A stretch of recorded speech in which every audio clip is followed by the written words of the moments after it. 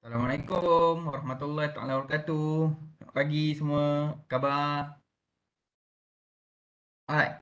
Uh, uh, Dengar tak suara saya? Okey. Alright. Okey. Sebab saya pun nak tahu juga dengar ke tak suara saya kan? Okey. Baik. Jadi lama kita tak berjumpa, lama kita tak bersiaran berkaitan tentang apa program membudayakan Al-Quran. Jadi hari ini insya-Allah kita akan membaca surah An-Nisa ayat 7 sehingga 11. Ini topik berkaitan tentang harta pusaka. Mungkin ah, ada yang nak tahu juga mungkin ada soalan berkaitan tentang harta pusaka. Kalau nak tanya saya, insya-Allah hari ini kita berpeluang lah untuk kita sama-sama mendengar apa berkaitan tentang harta pusaka. Okey. Baik, kita akan terus membaca kejap ya. Saya share slide saya. Hari ini kita akan baca surah An-Nisa. Itu berkaitan tentang wanita surah An-Nisa. Okey. Alright, kita akan baca ayat ketujuh. Sekejap. Alamak, ayat ni tak sama lah pula saya silap pula ayatnya ni. Sekejap. Saya ada bagi tak ada buka save. Okey, tak apalah saya buka saya buka ni kejap ya. Surah An-Nisa. Sebab saya ingatkan ada dalam uh, slide saya. Okey, sekejap. Kita akan bacalah insya-Allah hari ini berkaitan tentang harta pusaka Okey, jap. Saya semalam ni saya tak perasan pula yang ada perubahan ni. Okey. Okay, stop sharing. Okey, kejap ya.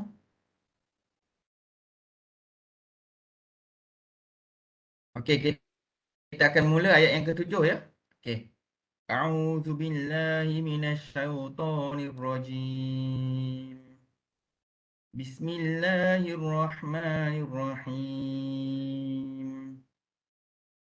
للرجال نصيب مما ترك الوالدان والأقربون وللنساء نصيب مما ترك الوالدان والأقربون مما قل منه أو كثر نصيبا مفروضا وإذا حضر القسمة أولو القربى واليتامى والمساكين فارزقوهم منه وقولوا لهم قولا معروفا وليخشى الذين لو تركوا من خلفهم ذرية ضعافا خافوا عليهم فليتقوا الله وليقولوا قولا سديدا إن الذين يأكلون أموال اليتامى ظلما إنما يأكلون في بطونهم نارا وسيصلون سعيرا يوصيكم الله في أولادكم للذكر مثل حظ الأنثيين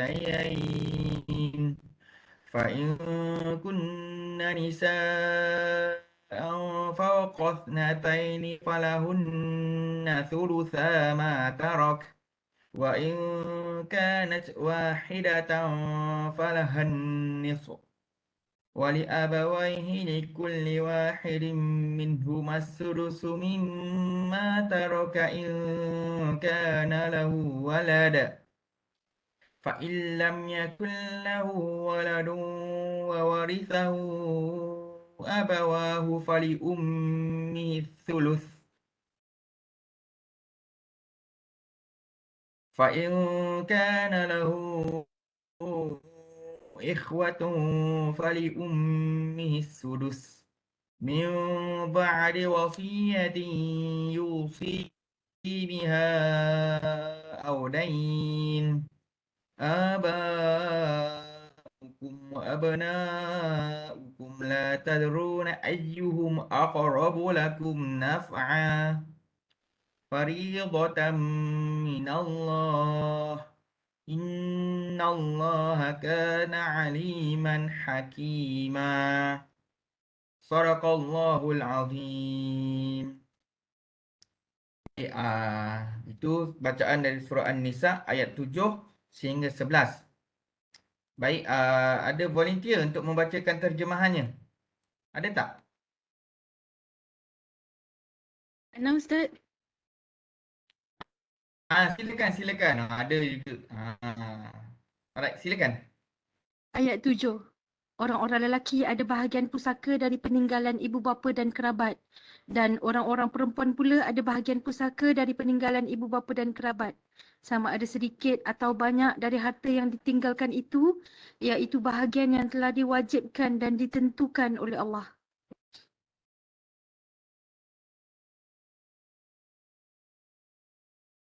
Ayat ke-8, dan apabila kerabat yang tidak berhak mendapat pusaka dan anak-anak yatim serta orang-orang miskin hadir ketika pembahagian harta pusaka itu, maka berikanlah kepada mereka sedikit daripadanya dan berkatalah kepada mereka dengan kata-kata yang baik.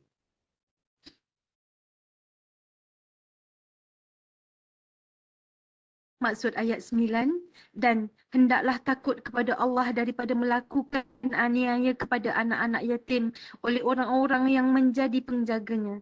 Yang jika ditakdirkan mereka pula meninggalkan anak-anak yang daif, iaitu yatim di belakang mereka, tentulah mereka akan merasa bimbang terhadap masa depan dan keselamatan anak-anak mereka. Oleh itu, hendaklah mereka bertakwa kepada Allah dan hendaklah mereka mengatakan perkataan yang betul, iaitu menepati kebenaran.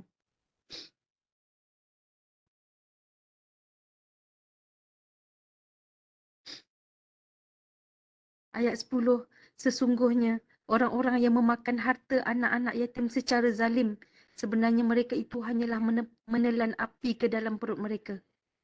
Dan mereka pula akan masuk ke dalam api neraka yang menyala-nyala.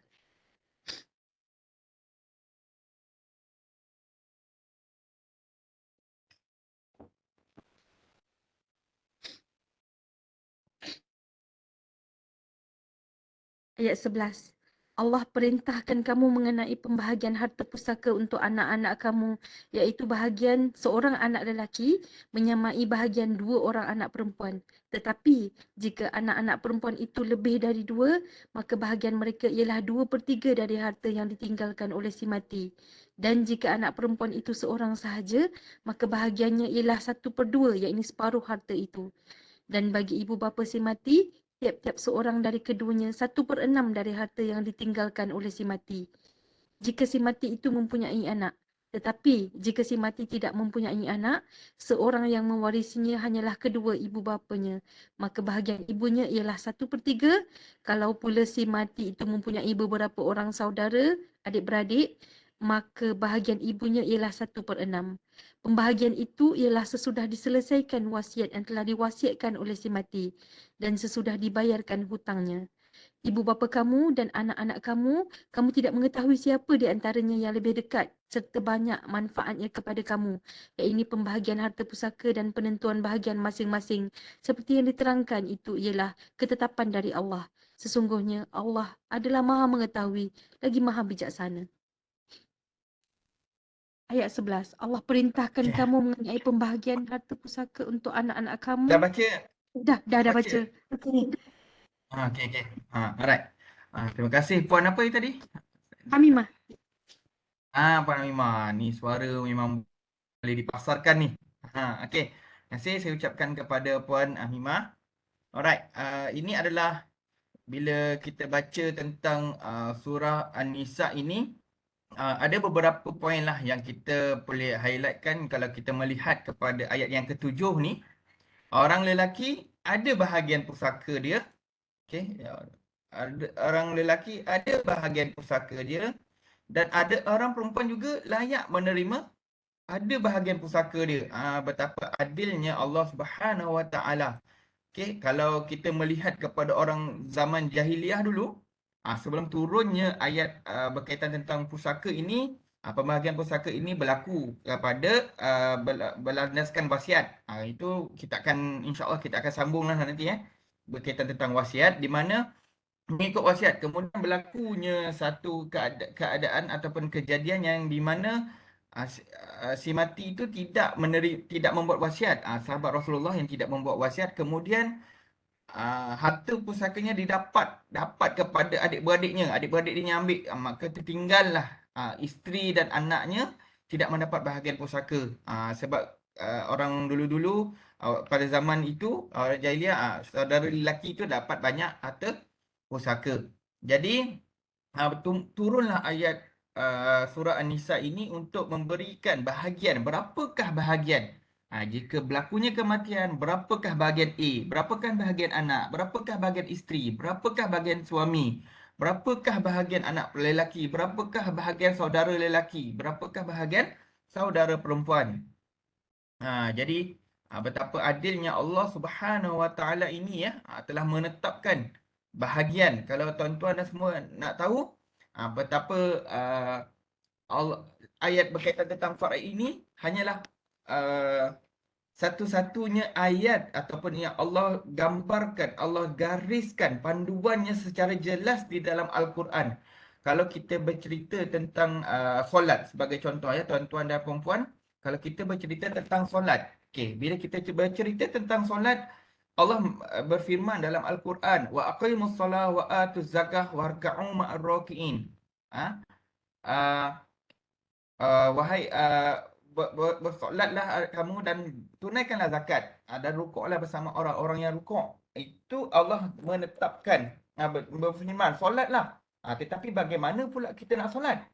Kita akan berpandukan kepada hadis Rasulullah sallallahu alaihi wasallam ataupun sunnah Rasulullah sallallahu alaihi wasallam, di mana Rasulullah sallallahu alaihi wasallam menunjukkan cara-cara untuk kita solat tu. Okey, takbiratul ihram. Okey, berapa rukun dalam solat? Berapa rukun?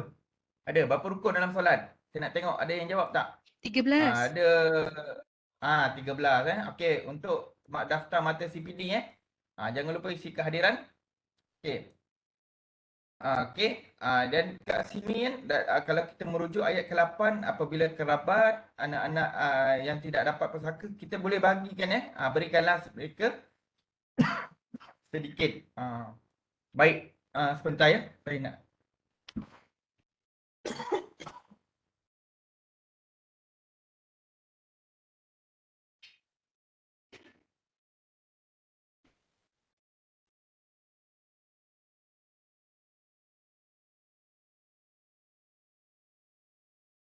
Okey, kalau uh,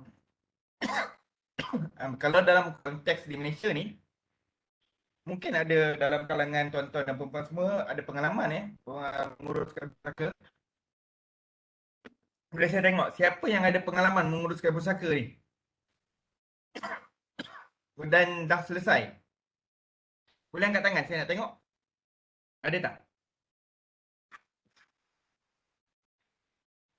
Ya, kalau macam dalam konteks di Malaysia ni, kalau menguruskan pusaka, hanya waris-waris sahaja yang layak untuk datang ke perbicaraan, sama ada di mahkamah tinggi sivil ataupun di unit pembahagian pusaka kecil. Saya nak tanya, ada tak yang pernah uruskan pusaka ni? Ada. Ada ramai. Saya rasa mungkinlah sebahagian besar ya. Sebab mungkin kita menguruskan pusaka ni mungkin mak ayah, nenek, mungkin isteri ataupun suami yang kita perlu uruskan pusakanya. Okey. Biasanya dalam ayat ini kalau ada yang hadir, kita bahagilah bahagian sedikit pusaka mereka sebab mereka tidak dapat bahagian pusaka. Jadi tapi dalam konteks masa ni di unit pusaka kecil hanya waris-waris sahajalah yang hadir. Okey, kalau kita melihat banyak lagi berkaitan tentang anak-anak yatim. Okey, baru-baru ni, bukan baru-baru ni lah. Saya sekarang ni tengah follow satu cerita tau. Mungkin tuan-tuan dan puan semua pernah tengok tak dia dekat Astoria pukul 11 malam. Mungkin tuan-tuan dan puan semua dah tidur kan. Saya follow satu cerita tau. Mungkin lah lepas ni tuan-tuan dan puan boleh search lah cerita tersebut. Pernah tengok tak? Ada tak pernah tengok cerita Scammer 2? Skema 2. Pernah tengok tak? Ada tak yang tengok? Skema Ada tak? 1 je layan, Ustaz. Oh, Skema 2 skema lupa. 1 kan. Apa Adi apa? Adi apa nama hero dia? Saya ingat Siti Saleha, Farsha Sana dengan siapa hero dia? Yang kahwin dengan Sandros ni. Alah, siapa nama dia? Apa dia? Ah, Kamal Adli. Ya, Kamal Kamal Adli. Adli. Okey. Okey. Yes, itu yang skema 1. Okey, sekarang ni ada skema 2. Pelakon dia pun boleh tahan juga hebat. Beto Khoshairi, Zahiril Azim dan perempuan tu saya tak ingat nama dia. Iman Korin dengan Diva EA pun berlakon dalam filem tersebut, dalam cerita tersebut lah. Okey, bagaimana dia menceritakan lah. Salah satunya ialah bagaimana pengurusan kita melihat kepada pengurusan skamer ni untuk yang mempergunakan agama dan mempergunakan anak-anak yatim untuk kepentingan peribadi. Kalau dulu saya tak pastilah tuan-tuan dan puan semua pernah kena ataupun pernah didekati ataupun tidak. Dulu selalunya berada di highway tau. Highway adalah 2-3 orang budak. Saya rasa mungkin budak-budak tu darjah 3 ataupun darjah 4 ataupun darjah 2. Dia ni datang daripada Kedah. Dia bagi tahu saya ni datang daripada Kedah. Time tu dia jumpa saya kat Seremban. Jauh tu dia datang. Seremban kat highway dia jual macam minyak urut tau. Pernah tak kena? Minyak urut ke minyak panas ke minyak lah. Okey, bukan minyak kereta Kalau minyak kereta untung juga kan kalau dijual kan. Okey. Pernah tak? Pernah tak? Pernah tak kena? Yang dia datang daripada Kedah, bagi tahu ni dia punya pengetua dia, ubat yang dikeluarkan oleh pengetua. Saya tak ingat nama dia siapa. Tapi Pernah, memang Ustaz. popular lah Pernah Cik Wan Arif kata pernah Ya, pernah. Itu bagaimana sindiket boleh dikatakan sindiket yang pergunakan anak-anak yatim tapi digambarkan dalam cerita scammer tu sekarang ni dah episod 19. Malam tadi saya tengok. Malam tadi mungkinlah tuan-tuan dan puan semua kan waktu lapang-lapang hari Minggu ni kan boleh tengok kan dekat dengan anak-anak ke dengan keluarga kan bagaimana scammer 2 ni cerita scammer 2 lah tapi saya rasa scammer 1 lagi sedap lah sebab dia melibatkan finance. Scammer 2 ni lebih kepada hartanah, lebih kepada uh, penunggang agama lah senang cerita penunggang agama lah. Zahiril Azim pelakon dia hebat. Ainina Ahmad B antara pelakon dia dan ramai lagi lah Syahrudin Tambi dan sebagainya.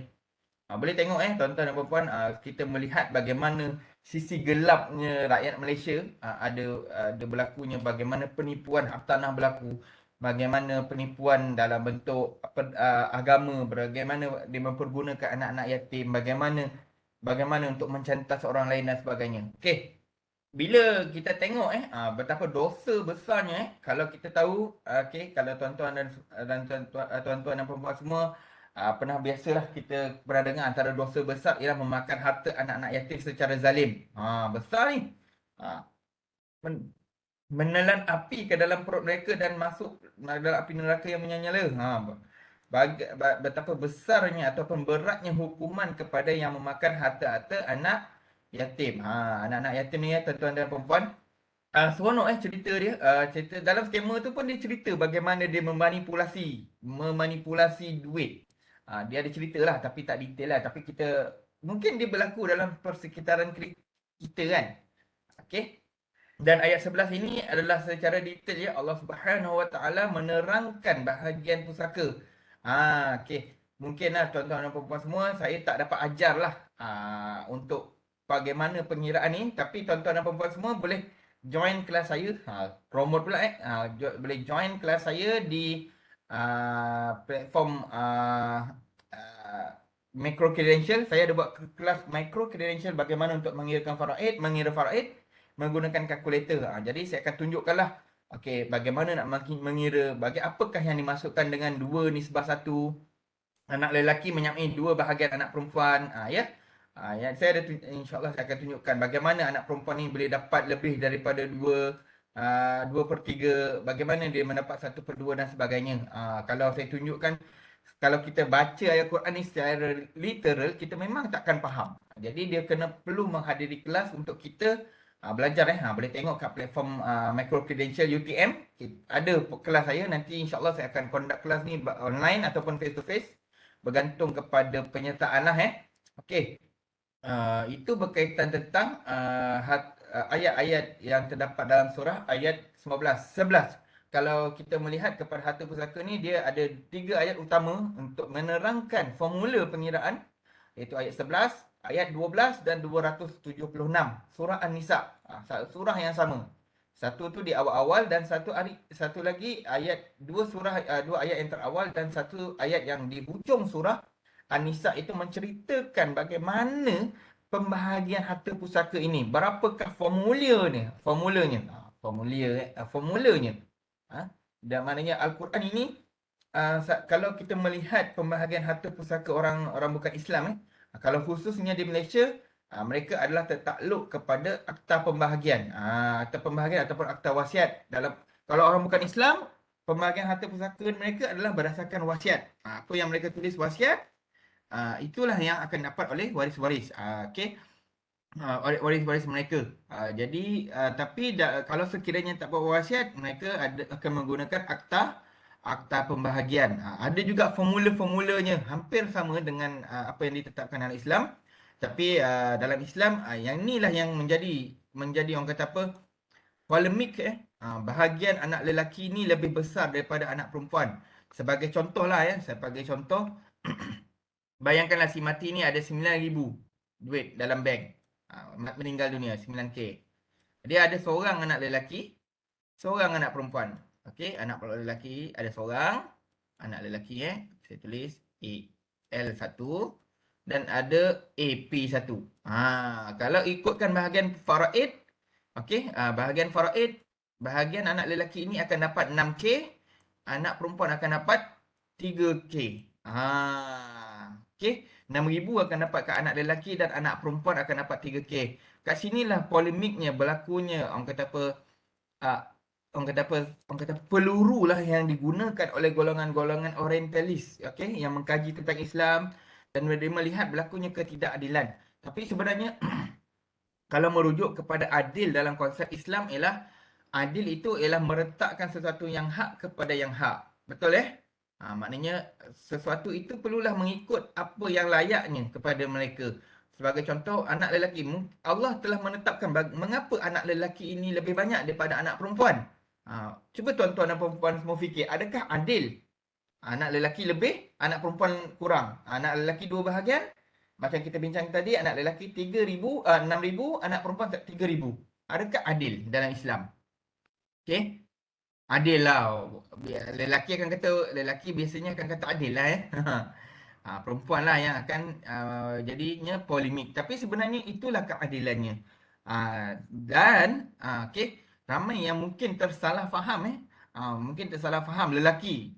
Contohnya dia dapat 3,000 tu, 6,000 lelaki tadi, 3,000 perempuan.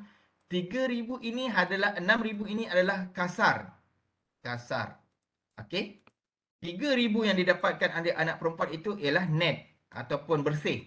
Maknanya duit 3,000 ini anak lelaki tidak boleh usik, dan tetapi 6,000 yang didapati oleh anak lelaki itu, anak perempuan boleh dapatkan juga hak mereka di dalam 6,000 ini dalam bentuk nafkah, penjagaan dan sebagainya. Tapi mungkin timbul dalam kalangan tuan-tuan dan perempuan kata, tak ada pun berlaku macam itu. Itu bukan salah hukum faraid lagi. Itu adalah salah individu. Individu itu dapat pusaka terus hilang. Tak, sebenarnya bila dapat pusaka itu ada tanggungjawabnya. Iaitu menjaga kebajikan anak-anak perempuan. Menjaga anak-anak perempuan itu ataupun adik-beradik mereka yang perempuan itu adalah wajib kepada anak lelaki itu. Bukannya 3,000, 6,000 yang dia dapat, dia saud lagi berjoli. Tidak tuan-tuan dan perempuan. 6,000 itu ada hak anak perempuan. Tetapi 3,000 ni tiada langsung hak anak lelaki. Sebab mereka, kalau anak lelaki ni, dia boleh, tugas mereka ialah mencari nafkah kepada adik-adiknya yang lain. Okey, jelas tuan-tuan dan perempuan?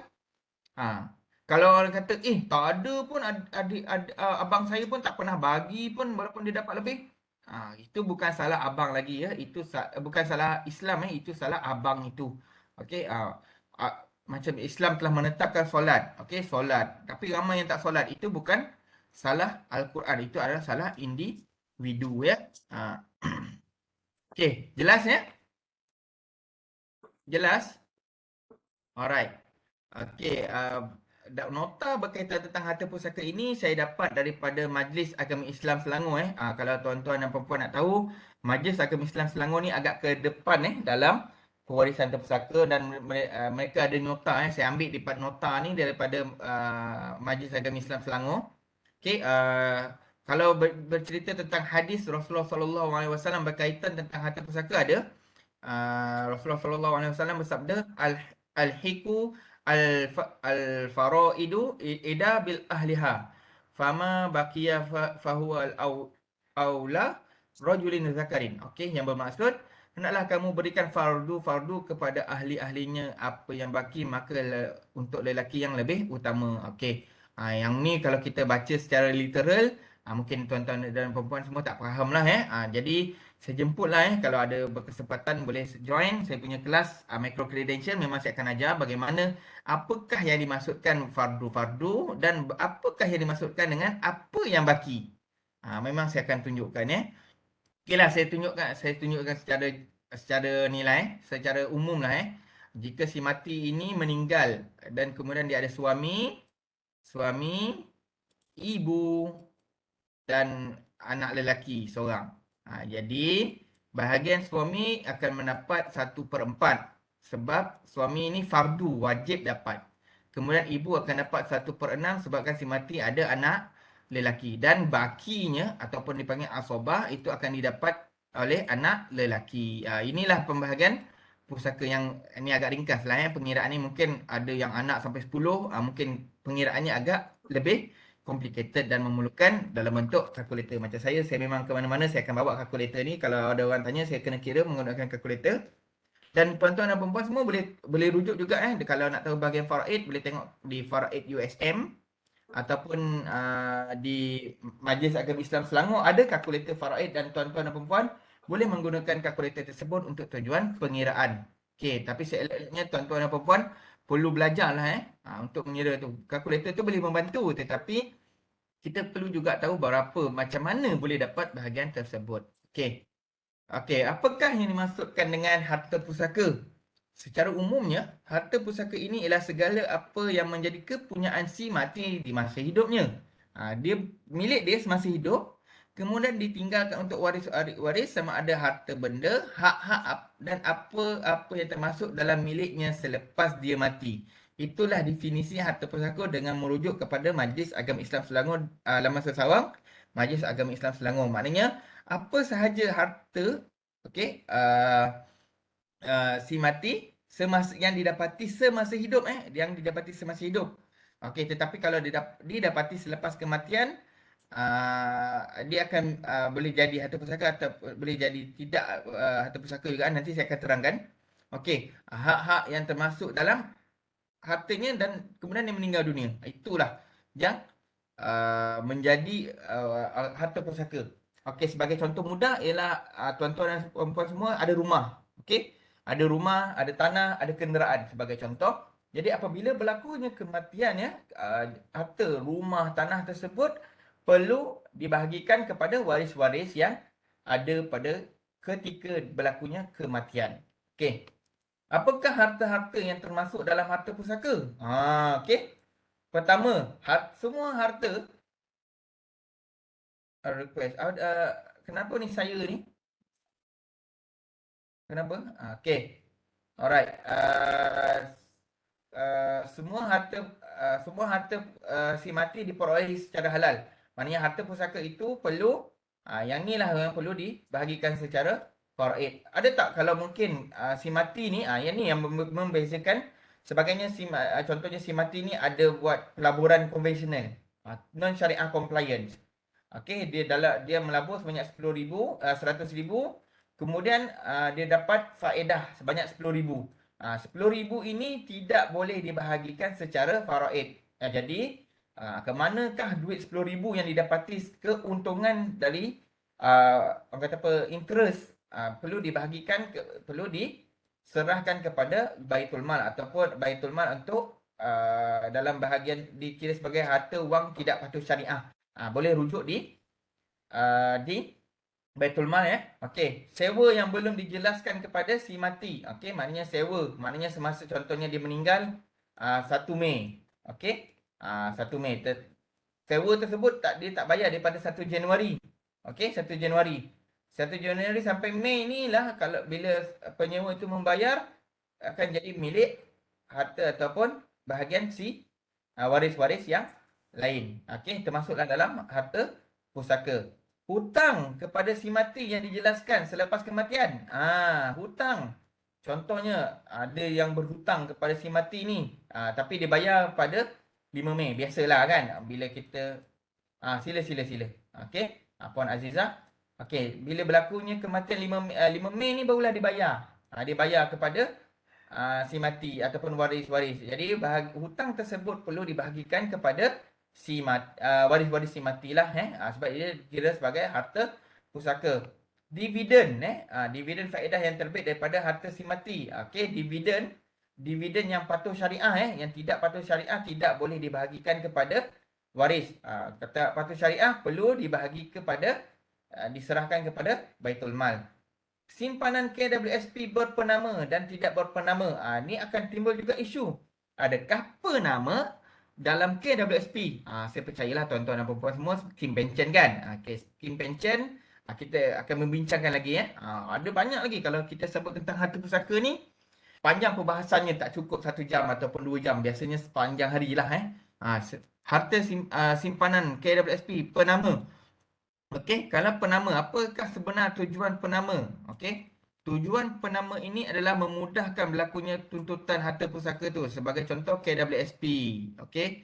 Apa lagi yang ada penama? Tabung haji tabung haji ada penama. Takaful ada penama. Ni ada penama takaful Okey, penama takaful. Okey, panjang lagi perbahasan. Kalau penama takaful ni ada perbahasan yang lagi panjang. Okey. Tapi secara umumnya penama ini adalah sebagai contoh penama kita menamakan isteri. Apabila berlakunya kematian, isteri perlu mengeluarkan duit simpanan KWSP kita itu dan membahagikan harta pusaka duit KWSP itu tertakluk kepada pembahagian pusaka. Bukan terus bahagi pusaka tertakluk kepada pembahagian pusaka sebab pembahagian pusaka ni pun ada juga lapis-lapisnya. Bukan terus bagi dapat duit 100,000 KWSP terus bagi pusaka. Silap bukan macam itu. Dia tertakluk kepada pembahagian pusaka. Okey, tertakluk ke pembahagian faraid. Jadi perlu diselesaikan dulu hutang si mati, ada wasiat ataupun tidak, boleh menggunakan KWSP. Okey, barang yang terbit selepas mati seseorang dari usahanya semasa hayat. Sebagai contoh, macam contoh klasik, kalau kita mancing ikan hari ini 1 Mei, kita mancing-mancing, tiba-tiba 5 hari bulan ni dapat ikan. Dia mati 1 Mei. 5 hari bulan dapat ikan, jadi ikan tersebut pun tertakluk kepada harta pusaka si mati. Okey, jelas ya? Ada apa-apa soalan, just raise your hand ataupun terus tanya. Boleh join lah. Ada soalan ke? Ada soalan?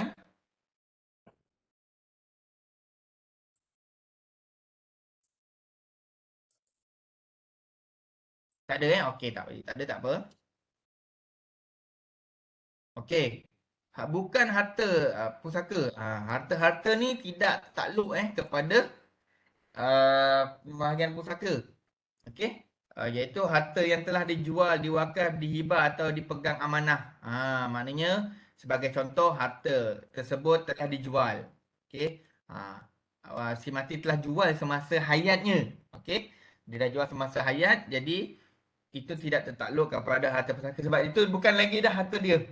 Okey, harta yang diwakafkan, dihibahkan tidak lagi boleh difaraidkan. Khairat kematian. Bila berlakunya kematian, orang-orang kampung kumpul duit menggunakan khairat kematian itu tidak tertakluk kepada pembahagian pusaka. Okey, pemberian orang-orang yang meziarahi kematian itu bukan harta pusaka, imbuhan, papasan dan sagu hati, pencen terbitan. Okey, saya percaya tuan-tuan dan puan semua ambil skim pension kan? Betul?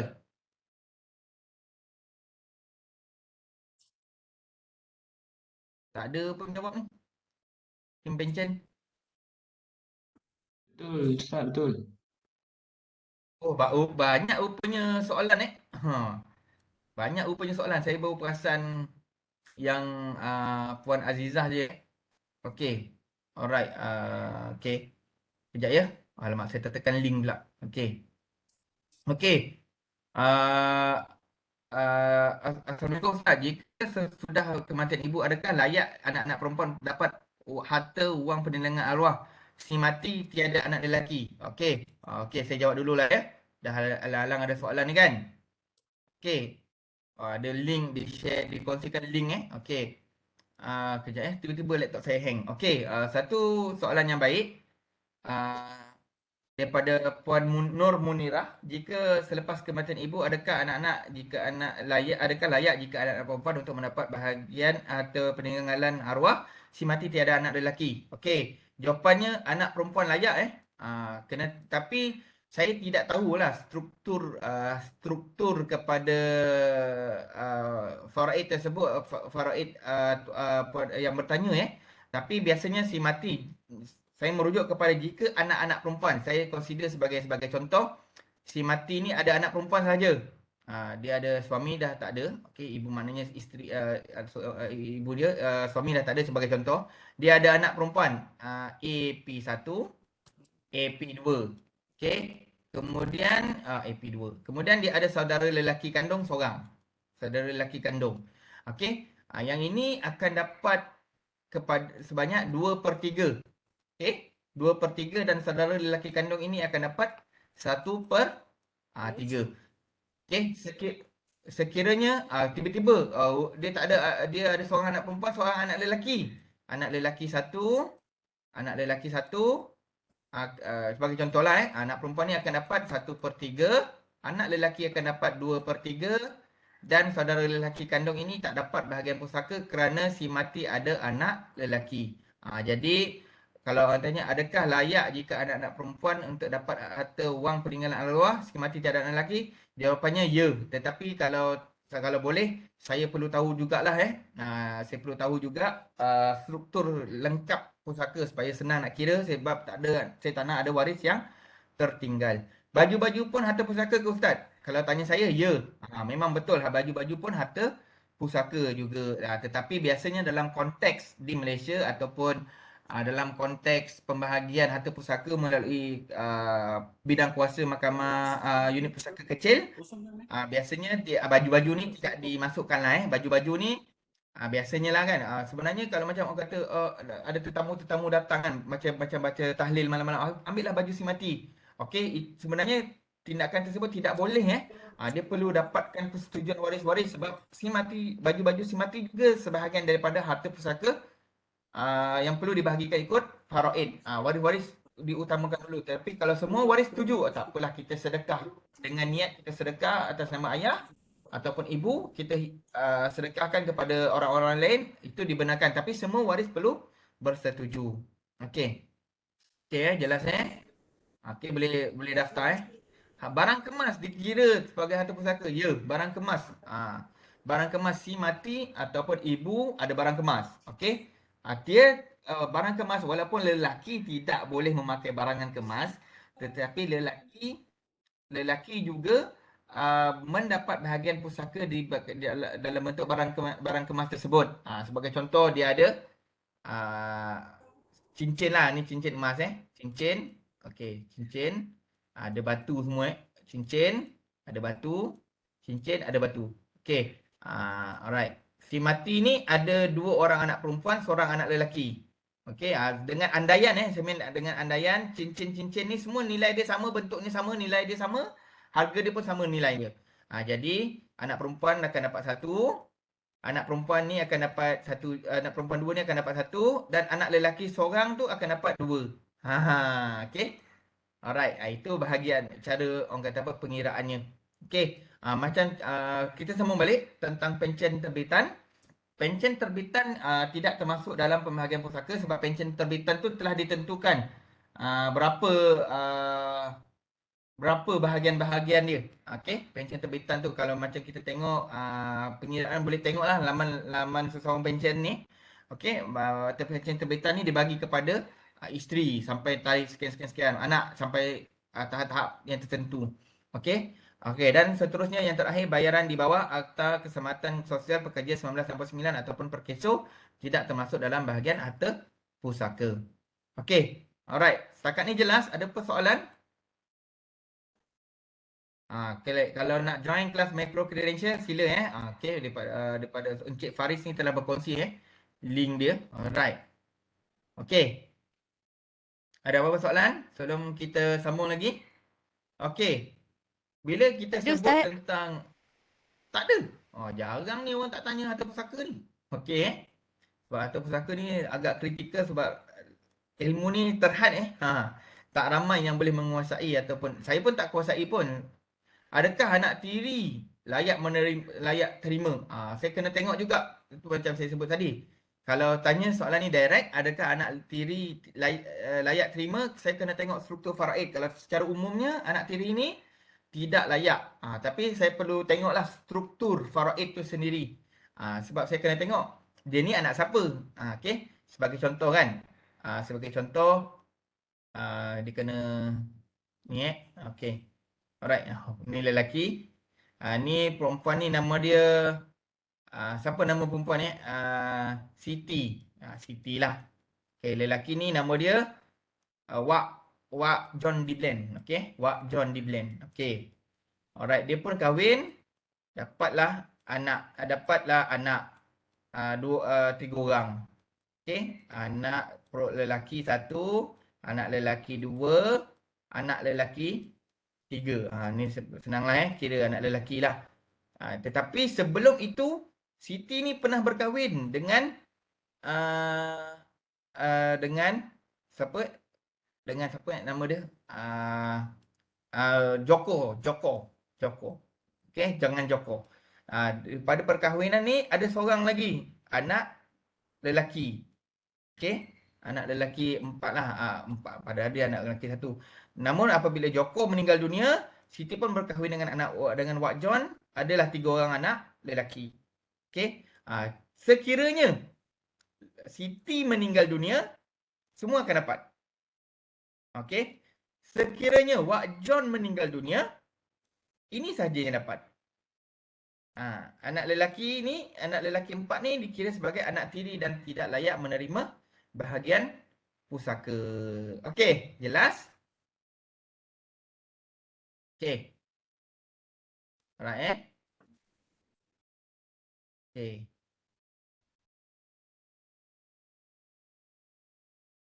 Alright. Okey, saya tengok ada soalan lagi. Semua harta si mati kena buat faraid. Kita kena berurusan dengan amanah raya ke ustaz? Okey, tidak. Tidak Dia bergantung case by case. Sebenarnya saya nak menerangkan tu di hujung kita punya siri nanti. Okey. Dia bergantung case by case. Kalau orang tanya saya, cara mudah untuk kita kena pasti status harta, kita kena tahu status harta pusaka tu. Sebagai contoh dalam konteks di Malaysia ni, dalam konteks di Malaysia ni dia ada tiga jenis harta pusaka. Harta pusaka biasa, saya tulis HP lah. Lepas tu harta pusaka kecil dan harta pusaka ringkas. Okey. Secara umumnya harta pusaka yang biasa ialah 2 juta ke atas. Okey. Okey. Harta pusaka kecil 2 juta ke bawah. Harta pusaka ringkas 600k ke bawah. Dan ada pecahan lagi Harta pusaka kecil kalau sekurang-kurangnya dia ada satu harta tidak alih, HTA, harta tak alih. Panjang pula cerita dia. Okey, harta tak alih. Bila ada harta tak alih sahaja dalam bentuk rumah ataupun tanah, automatik pergi ke harta pusaka kecil. Kalau si mati tu ada kereta, kereta pun perlu pergi ke harta pusaka kecil. Unit pembahagian pusaka kecil dipanggil. Sekiranya si mati ni tidak ada harta dalam bentuk tidak ada harta dalam bentuk, orang kata apa, tak ada harta dalam bentuk tanah ataupun rumah, dia ada kereta dengan simpanan saja, barulah pergi ke harta pusaka ringkas dan tertakluk kepada berurusan dengan amanah raya berhad. Okey. Bolehkah dihibahkan seluruh harta atau ada peratus yang dibolehkan untuk hibah dan harta pusaka? Okey. Kalau tanya saya kan, Cik Helmi Cik Helmi boleh Okey, Cik Helmi kata, bayangkan Cik Helmi ada sebuah rumah. Okey, sebuah rumah. Ini je lah harta Cik Helmi. Tak adalah mungkin ada kereta dan sebagainya. Okey, bayangkanlah kan, kereta ada kereta. Alamak. Kereta, ini kereta Beza. Beza Sekarang ni kereta Beza hot Kereta Beza. Oh, siap ada apa nama ni? Apa nama spoiler? Okey. Okey, uh, Encik Elmi kata, boleh tak saya nak hibahkan dua-dua harta saya ni kepada anak perempuan saya yang sulung, yang tunggal lah, contohlah anak perempuan tunggal. Anak perempuan ni satu-satunya anak perempuan. Jadi, harta ini secara umumnya adalah milik Encik Helmi. Okey? Jadi Encik Helmi mempunyai kuasa untuk memberikan harta tersebut ke anak perempuan. Jadi, secara umumnya tidak tertakluk pun berapa peratusan yang boleh diberikan kepada orang lain. Kalau Cik Helmi kata, saya nak jual lah semua harta ni. Terpulang kepada Cik Helmi, jual sebab itu harta Cik Helmi. Sama juga macam hibah. Hibah ni kita berikan kepada individu, seseorang individu ataupun sesuatu badan. Jadi harta tersebut adalah milik kita. Jadi kita mempunyai hak untuk ataupun mempunyai kuasa untuk menghibahkan harta tersebut kepada individu yang kita kehendaki. Okey, ada apa soalan lagi? Oh, dah nak habis dah waktu.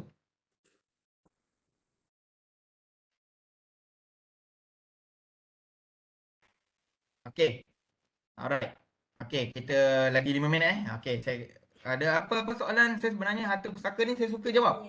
Sebab saya jarang dapat kesempatan mengajar harta pusaka ni. Okey, ada apa tadi macam ada nak tanya? Ada yang nak tanya? Puan Emilia, apa ada nak tanya tadi macam on mic? Oh, legal UTM pun ada dalam ni. Cemas saya ada legal. Boleh buat kelas Ustaz berkenaan harta pusaka lagi mendalam. Boleh join kelas micro credential. Saya akan menunjukkan macam mana pengiraan faraid menggunakan kalkulator saintifik, bagaimana mengira faraid menggunakan persamaan algebra dan matematik. Jarang dapat tengok macam mana kira menggunakan persamaan algebra. Oh, lagi tinggi Tapi saya sukalah Okey, tapi tak apa. Ada banyak kalau nak tengok kelas-kelas berkaitan tentang harta pusaka yang saya anjurkan, yang ceramah yang saya bagi, boleh tengok di YouTube saya. Ada tapi pengiraan saya jarang mengajar lah sebab saya suka mengajar pengiraan ni kalau boleh orang itu orang kata apa, celik matematik lah celik matematik lah. Saya boleh je kalau saya nak ajar betul-betul kosong kan. Kalau macam di masjid-masjid takkan saya nak mengajar kira-kira kan.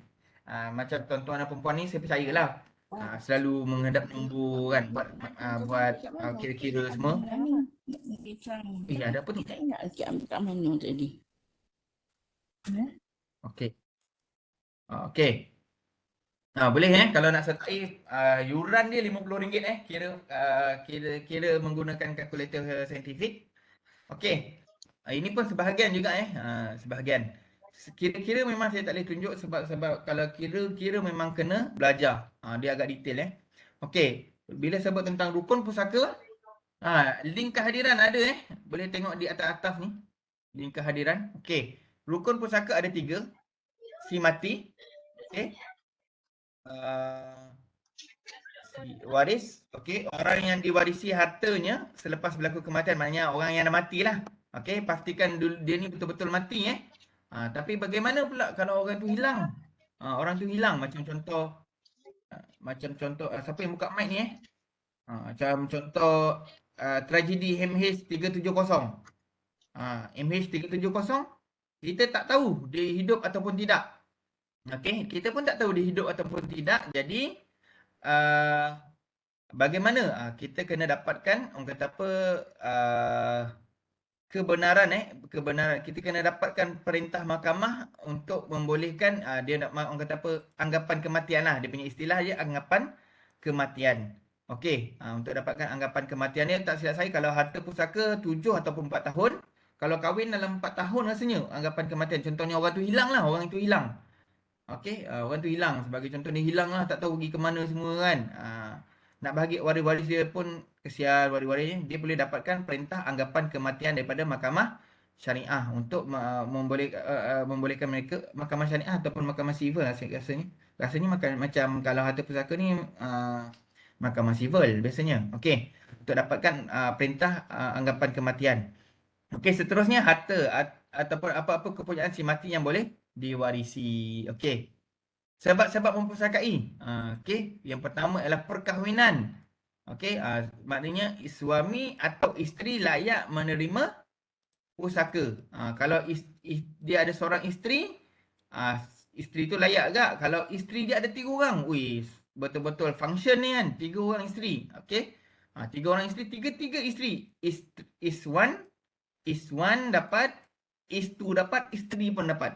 Semua dapat bahagian pusaka sebab perkahwinan. Kalau bekas suami boleh dapat tak? Kalau bekas suami tidak boleh dapat. Okay, kalau macam contoh, kalau ada juga timbul.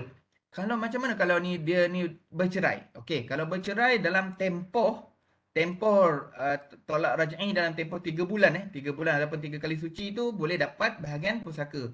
Tapi sekiranya dia talak bain, tidak layak menerima pusaka. Dan seterusnya ialah keturunan. Keturunan biasanya anak dulu, baris ke bawah, kemudian ke atas, bapa ataupun tok nenek semua, kemudian dapatlah kepada adik-beradik dan sebagainya. Dan yang terakhir ialah Islam. Okey, Islam ini dia sebenarnya ada lagi hamba. Hamba ni tak nak pakailah. Islam inilah yang sebagai contoh. Sebagai contoh, si mati ni biasa banyak terjadi dalam kes mu'allaf lah. Okey, siapa kat sini mu'allaf kan? Dia berkahwin, mu'allaf ni nama dia John Black. Okey, John Black. Nama Islam dia pun John Black kak, sebab dia minat John Black. Dia berkahwin dengan Siti jugalah, Siti. Yes. John Black ni kahwin dengan Siti. Tiba-tiba John Black ni meninggal dunia. Dia baru masuk Islam. Tiba-tiba dia meninggal dunia, dia ada rumah seketul. Okey. Dia maknanya waris-waris yang lain tidak layak menerima pusaka sebab bukan Islam. Jadi si John Black ni rumahnya ni perlu dibahagikan kepada isteri akan dapat dulu 1/4 dan baki 3/4 ini akan boleh dapat kemungkinan dapat ke Baitul Mal. Saya tak kata terus bagi Baitul Mal. Sekiranya John Black ni tiba-tiba dia ada pula saudara lelaki kandung dia yang masuk Islam. Saudara lelaki kandung dia itu akan layak menerima 3/4 tadi berbanding Baitul Mal. Okey. Jelas? Okey, itu sahaja untuk hari ini. Saya rasa sebab kita pun ada dah cukup 9 suku. Jadi ada apa-apa soalan, nanti minggu depan kita akan sambung lagi harta pusaka siri kedua. Okey, ada apa-apa soalan? Okey, sebelum tuan-tuan dan puan-puan semua kita berpisah, saya nak minta tuan-tuan dan puan-puan semua untuk bantu saya. Bantu saya, kat sini ada satu questionnaire. Minta tolong jawab berkaitan tentang crowdfunding. Boleh share lah minta tolong sebab saya nak buat pilot test. Kalau boleh biar semua orang minta tolong jawab lah Kalau Puan Juju saya dah paksa dia semalam untuk dia jawab. Jadi saya minta tuan-tuan dan puan-puan semua bantu saya lah untuk mendapatkan responden. Sebab saya sangkut dekat responden sekarang ni. Sebab responden susah nak dapat. Okey, jadi saya minta peserta ataupun program kita pada hari ini untuk bantu saya untuk melengkapkan soal selidik. Jadi tak ada soalan. Jadi saya akhiri pertemuan kita ini dengan tasbih kifarah dan surah Al-Asr.